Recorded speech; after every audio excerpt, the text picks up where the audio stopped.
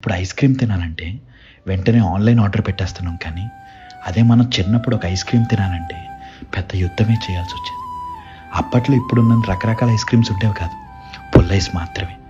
Grape, mango, బాదం, orange, సేమియా, పాలైస్ చాలా లిమిటెడ్గా ఉండేవి, కానీ చాలా అద్భుతంగా అనిపించేవి. ఇవి తినాలంటే ఒకటే ఆప్షన్, పుల్ల ఐస్ బండి. ఆ బండి అతను ఎప్పుడు వస్తాడా, ఎప్పుడు ఐస్ కొనుక్కుని తిందామా అని కళ్ళు కాయలు కాచేలా వెయిట్ చేసేవాళ్ళం. సమ్మర్ అయితే మాత్రం డైలీ వచ్చేవారు.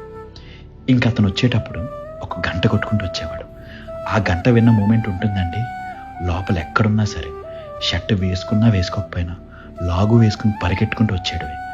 ఇంకా అమ్మ నాన్నని కొనమని బతులాడటం, వాళ్ళేమో జలుబు వస్తుంది, గడిది గుడ్డ వస్తుంది అని నో చెప్పడం. పిచ్చి వచ్చేసేది వాళ్ళు నో చెప్పిన మూమెంట్ మనకి. ఇంకా దానికి తోడు పక్కింట్లో పిల్లలు ఎవరైనా బండి దగ్గర కొనుక్కుని మన ముందు ఆ పొల్లేసి తింటా ఉంటే లోపల నుంచి బాధ తన్నుకొచ్చేసేది. ఎలాగో కింద మీద పడి ఇంట్లో డబ్బులు తీసుకుని పొల్లేసి బండి దగ్గరికి వెళ్ళి ఆ ఐస్ కొనుక్కుని తింటున్న మూమెంట్ ఉంటుందండి. ఆ ఫీలింగ్ ముందు లైఫ్లో అన్నీ చాలా చిన్నవే అనిపిస్తాయి. ఏంటో అండి, ఇప్పుడు మనకి ఇష్టమైనవన్నీ డైలీ మన కళ్ళ ముందే కనిపించడం వల్లనే ఏంటో ఇప్పుడు చాలా ఇష్టమైన ఐస్ క్రీమ్ కూడా అంత ఇష్టం అనిపించట్లేదు. ఐస్ క్రీమ్ బండి వాడు ఎప్పుడు వస్తాడని వెయిట్ చేసి చేసి కొనుక్కుని తినడంలో ఉండే కేక్ ఎందులోనూ ఉండదు. అంతే కదా. ఉంటా అండి, ఇట్లు మీరు ఎలాగ మోయ.